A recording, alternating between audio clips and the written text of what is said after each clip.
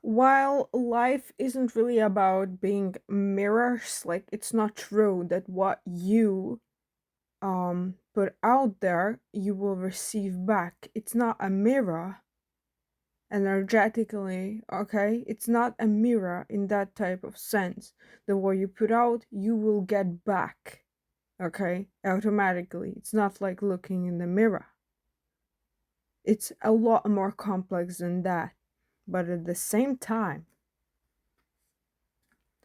speaking about reciprocity, if a person hasn't been there for the other while they had war in their life, spiritual attacks, mental attacks, when they knew that they had war in life, then they should not expect that person to drill for them like at all anymore. We need to really pay attention for the mental agenda. What contribution does a person give you mentally? I want you to look not at materialistic values, not at the comfort that they bring, perhaps financially. I want you to look at or some possibilities at work, perhaps, okay? Maybe they give you possibilities for work. Maybe they give you projects. But I truly want you to look at one thing for your own self. But it's your choice, of course. It's our own choice to look at things if we do. I can only tell you things. It's not on me to make somebody do it. I'm not the controller and dictator. I distance myself from these situations on my own. So, as an outsider, I want to tell you look at this situation in a non materialistic perspective.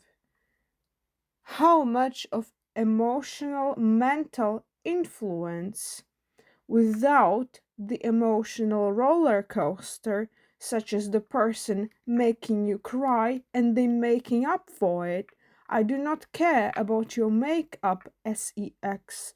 I do not care for what they did after they made you cry several times or made you feel devalued on a constant pattern. I want you to push that all aside and look at the mental contribution, emotional contribution of the person. What have they given you in your life for your best self growth, mentally, emotionally, and spiritually? And I'm gonna repeat, not materialistically. Whenever you recall, oh, they gave me this project, oh, they gave me this workspace. No. Oh, they gave me this home to stay. I don't care. Push materialistic aspects aside because materialism is absolutely not the main contributor to a healthy relationship, whatever that is, friendship or romantic. It's not it. Materialistically, you're only by far, as at best case, only 35% there, 40%. The biggest contribution is mental, emotional, and spiritual. What has this person given to you mentally, emotionally, and spiritually? And I really want you to look at this and evaluate it. Perhaps put it on paper. Divide these sections, put it on paper, and evaluate. If you stumble across a thing that you don't even know what to put on paper, on the right side of that mental, emotional, spiritual, and if you catch yourself trying to gain the breadcrumbs, aka those, well, they kind of actually did this, they kind of actually, well, probably did that, well, they kind of little bit did they once a year did this and that. You are stumbling across breadcrumbs like a pigeon.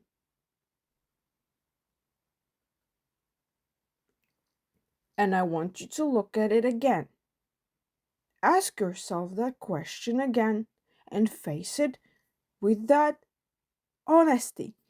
What has this person given to you mentally, emotionally, and spiritually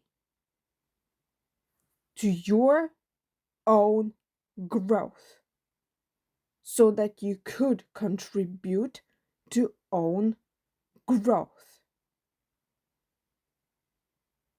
Not materialistic coddling, aka you can stay at my house, I will give you the comfortable chair, bed, whatever environment. We will do projects, we will work separately or together. I don't care. This is on people.